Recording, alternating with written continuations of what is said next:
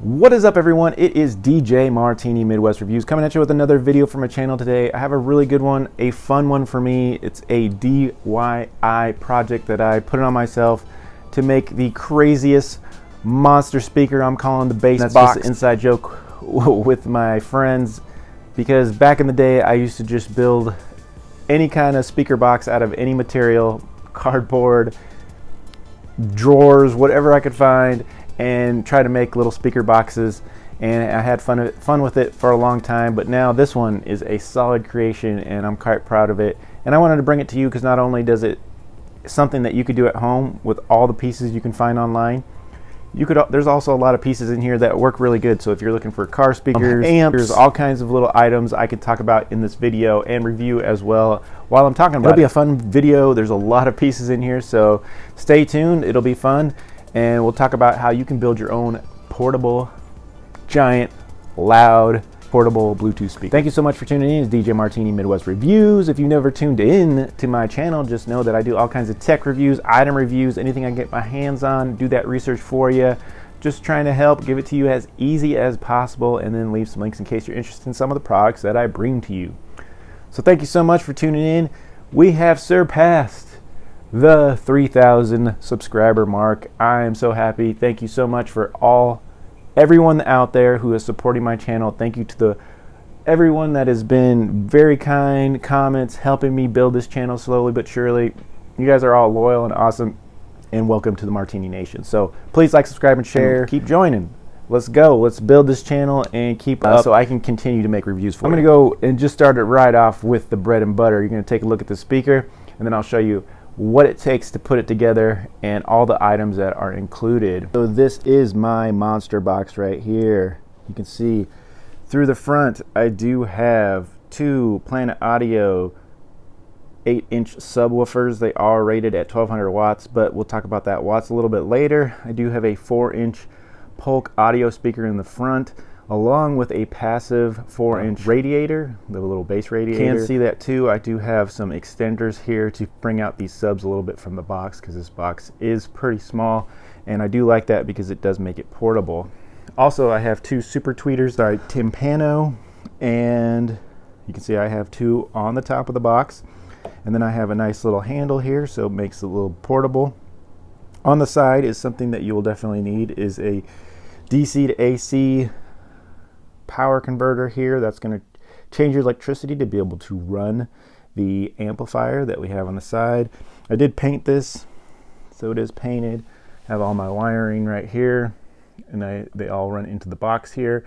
I also have the Jensen amplifier. We'll talk about models and everything a little bit later, but it is a 600 watt amp, and it is really small, and it does pack a little punch, so it's very cool. It also has an app that is very cool, and you can do a lot of cool stuff with it. On the back side here, I do have basically it's a Bluetooth car stereo.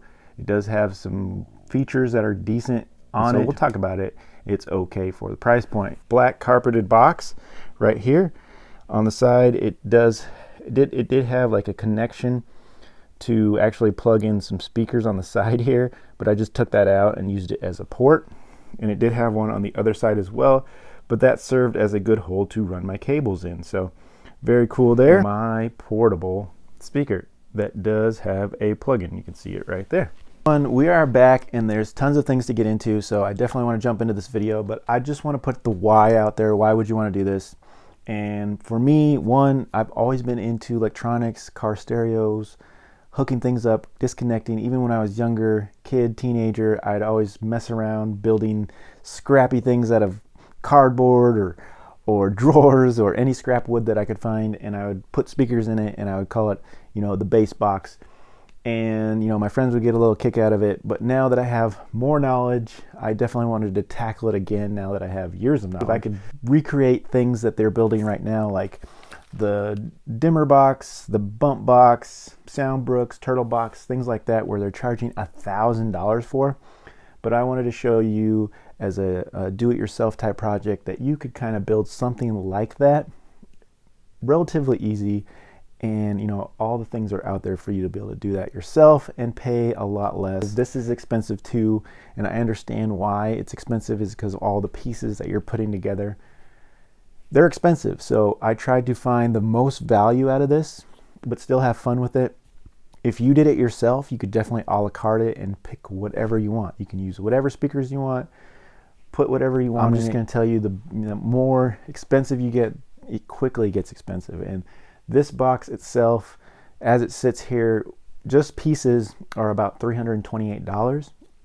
Once you talk about, wires and cables and crimps and solder and all those types of things, it's really close to $400 project. So this is definitely an expensive project. It was fun, but I'm kind of putting it out there because I think anybody can do it.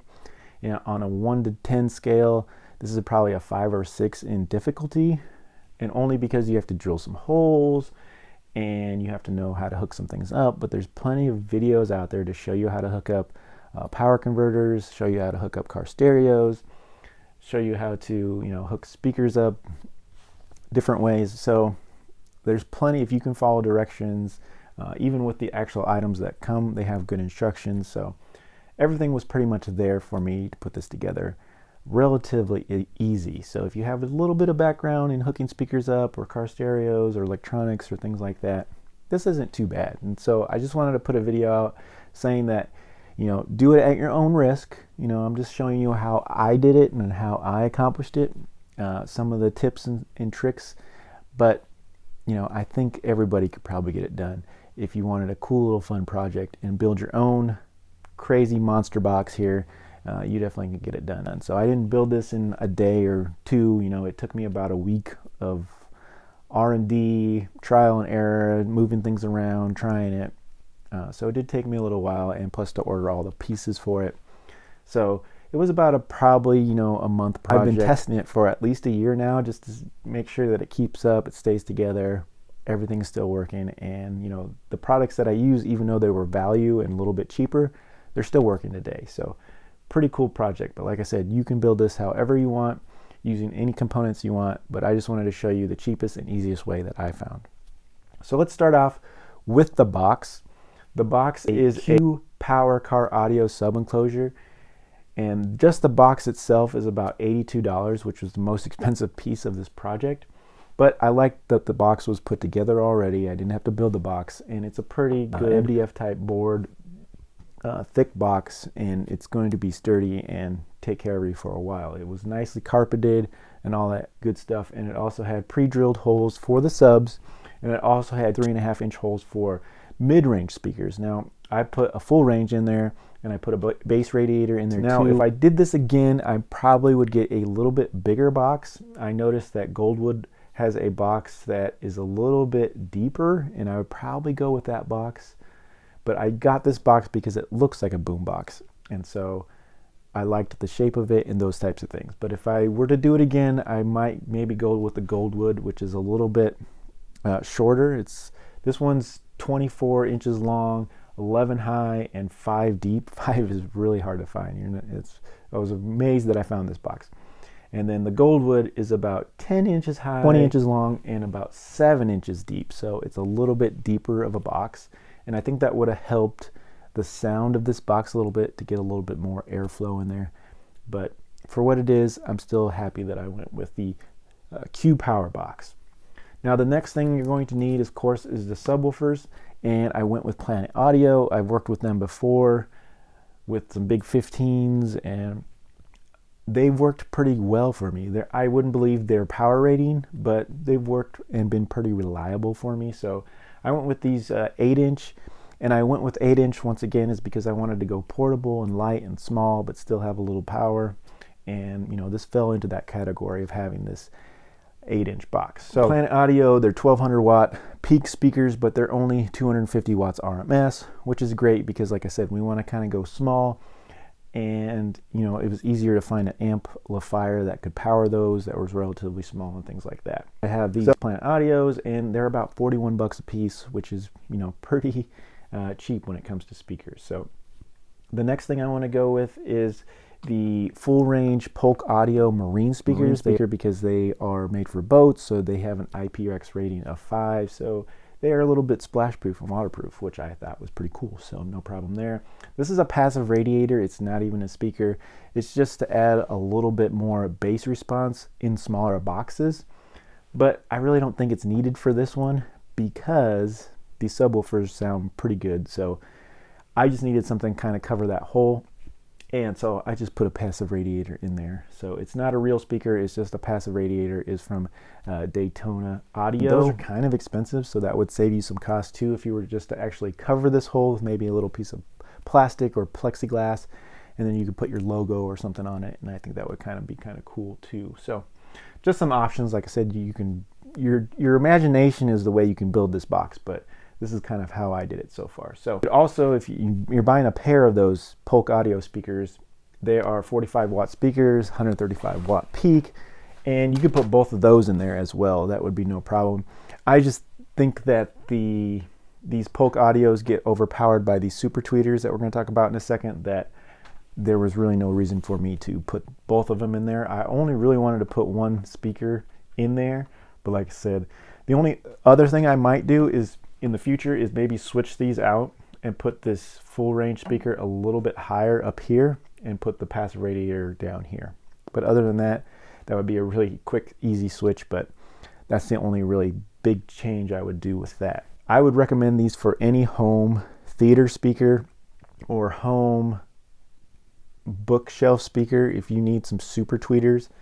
These things are awesome. These are from Timpano right here, and these are really, they're super tweeters. They're super loud. They're made for big speakers, and they have some great sound. They are 240 watts, but 120 watt RMS power magnet for a super tweeter with a 1-inch high temperature voice coil. Man, they do rock the house. They sound really good. I put them on the top because if it's a portable speaker and you put this on the ground, you really want that sound to go up, and then you still have your full range coming up forward too. And so these definitely do your high tweeter sounds and a little bit of mid-range, and then you have a lot of your mid-range coming out of your full two-way speaker there. So you know, it's a good combination, and your subs give you your bass, your low frequency there. So the next side that we have to hear is your DC power inverter. It's very important because this is what's going to be able to allow you to plug this into the wall and use all the components that you have here. Very important. This is a power supply, is a 12 volt, 33 amp, 400 watt DC universal power supply. I will definitely leave a link, but it is just enough for my Jensen 600 watt amp. We're going to talk about that in a second, but there is plenty of videos out there on how to connect one of these. I also had to buy the cord. That'll cost you an extra $7. The actual power supply itself was actually reasonable at around $30. So those two pieces, so about $40 for the cord and the power inverter. I painted it black myself with some spray paint, and we were good to go. All I had to do was hook up that piece and then hook up my power for my amp and my stereo. So it's easy to be able to do that. Like I said, watch a few videos and you'll be able to get that done. But it powers everything here, my stereo and my amplifier. The amplifier in itself could be a review on its own because I really love this 600 watt Jensen amp. It's got 240 watts bridged at 4 ohms and 5 watts two-way, 2-channel at 4 ohms. It's a great little amp. It has an app with it that is fantastic. It has built-in crossovers in it, so you can do full range, low filter, high filter, all at a touch of a button within that app. And the app works really well. So you can do the gain, you can do bass boost, you can EQ it however you want it. It has some pre-selected EQs. There's a lot of things to do within that app. Actually, if you want me to do just a review on that amp, I might do that because it's a fantastic app. It also has built-in lights, and you can adjust whatever color of the lights you want. They flash, all kinds of types of things. This amp is actually really good value. It is currently $59 on the Walmart app. It was $99 at one time, and I actually think I bought it when it was on clearance for like $50 at the store.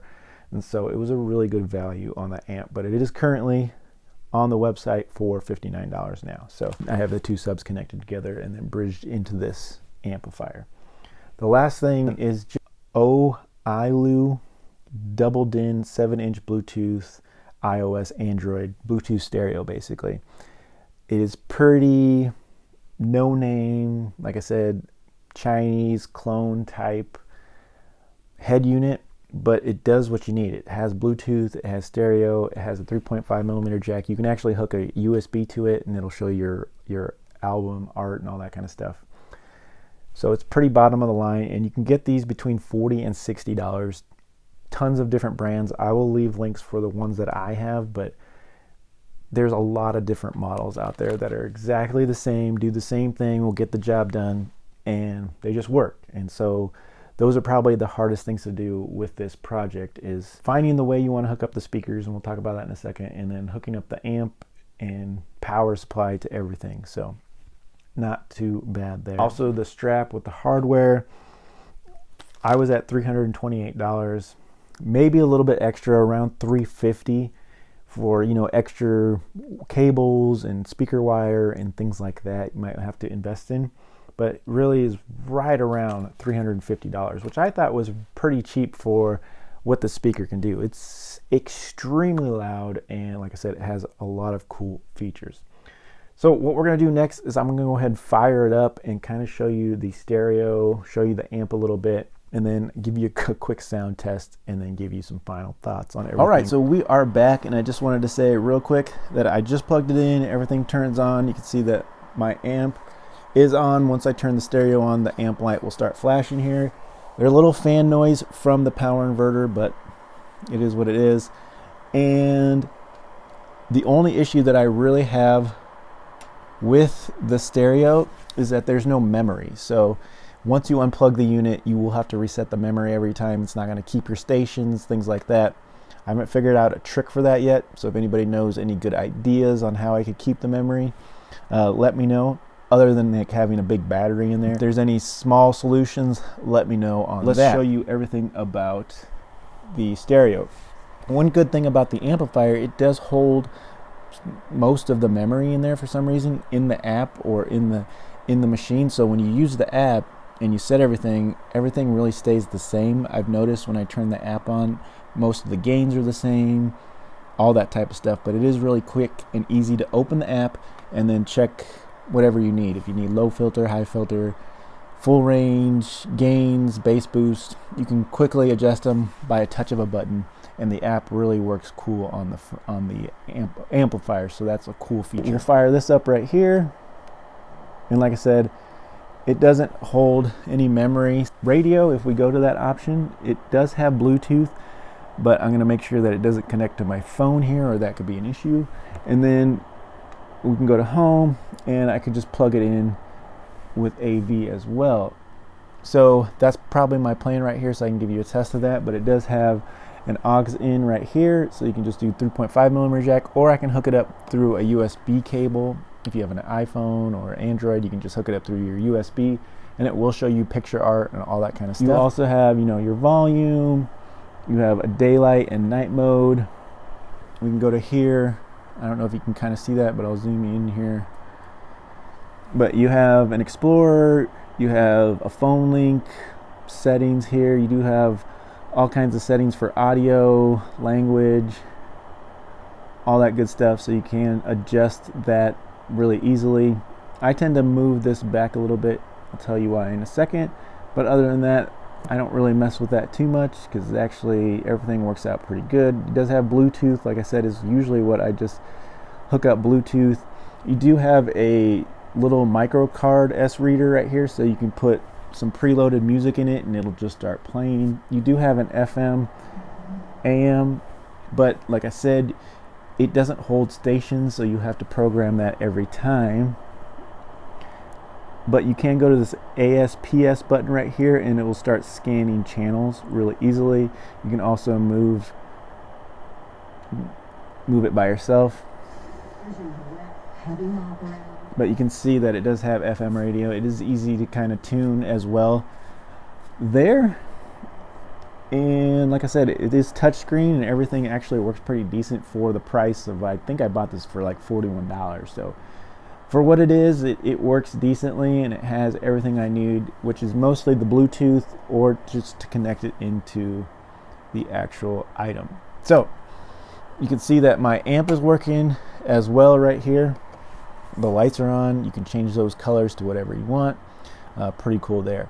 So now I'm going to give you a quick sound test of what this beast will do. I'm going to hook up probably through Bluetooth so I can show you that that does work pretty decently. Sound test, like I said, I got the speaker set up here. You can see everything is working here. Fan is on. Here's that antenna piece right here. But you see the amp is on. Everything's working back here. I have it hooked up Bluetooth through my iPad mini. And we'll go give you a little sound test here.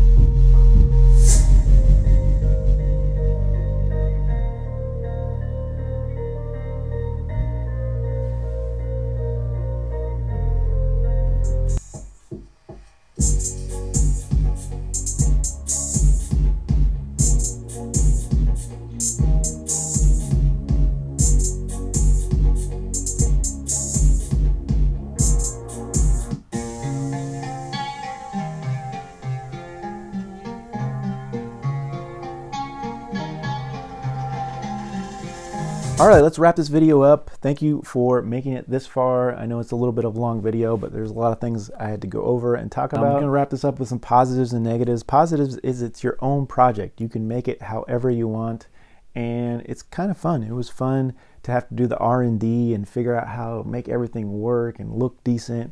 And it's fun when people come over and see this and they're like, wow, what is that? Who makes that? And I'm like, I made it. So that's really cool and fun to do. It's just a fun project. All of the parts are out there for you to kind of put this together a la carte, so that's cool. And like I said, you can do your own thing as well.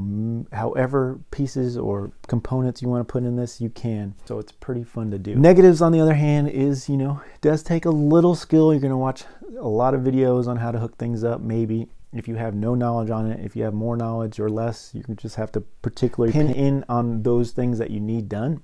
But other than that, it wasn't super hard to do. You just kind of have to figure out how you want to hook it up. I do have my super tweeters on the front channel, everything else on a rear channel. That way I can kind of fade in between, because these super tweeters are a little bit high, so you definitely kind of want to even that out. You can even a lot of stuff out too with the app for the subwoofers. If there's too much bass, you can full range them, or you can turn gain down, or you can do all kinds of things as well. So those are things that help in this project, and that's kind of why I picked the things that I picked for the components for it. Other than that, the only other issue I have is the memory. I wish I could figure out how to keep the memory in my radio, because when you unplug it, it loses the memory. So when you plug it back in, you got to reset FM stations and all your settings again. So I occasionally find that annoying, but really all I do is plug it in, hook up a cable to it, to my phone, or I hook up through Bluetooth, and I'm off and running. And then maybe if I want to, I'll adjust some of those settings again, but I really don't even adjust the settings again every time. If you did want that to save, you'd have to figure out how to get that in with a battery or somehow. If anybody has some great ideas on a quick fix for that, let me know. So one more negative that I'll point out is it's an expensive project. It does cost about $350. Like I said, if somebody asked me to reproduce this for them, I'd probably say it's a $600 project, because shipping this 28-pound Monster Boxx would be probably around $80. And then, you know, finding all the pieces again would definitely take a little time. Like I said, it's probably a good couple weeks just to get all the pieces in for it. It definitely is a big project if you like wanted to reproduce these. So I understand why some of those companies charge so much for them. But if you just did it for yourself slowly but surely, like I said, easily you could get this done for around $350, which I still think is a negative because it is a little pricey project. But portable speaker that you can plug in anywhere, anytime, and it's pretty cool when you get some looks from people saying, you know, who makes that? And I'm like, it's my project. So I do like that about it. Very, very cool when you get some props on it. If this was helpful at all, or if you want me to kind of center in on any other aspects of this, like you want a complete review on the amp or the stereo or something like that, let me know in future videos. I'll try to you know, go back to that. Do this at your own skill level, take your time, those types of things. I'm just kind of showing you how I did it. I'm not giving you like a blueprint saying this is the way you have to do it. I'm just kind of showing you this is how I did it. You know, take all the links and extra things and maybe you can get it done as well. So thank you so much for tuning in. It's been DJ Martini Midwest Reviews. I got tons of more items and item reviews and stuff coming up, so just stay tuned to this channel. Like, subscribe, and share if this is helpful or fun at all. And if you guys do something like this, I want to see your projects as well too. So we'll talk to you all later, and stay tuned for the next video coming soon.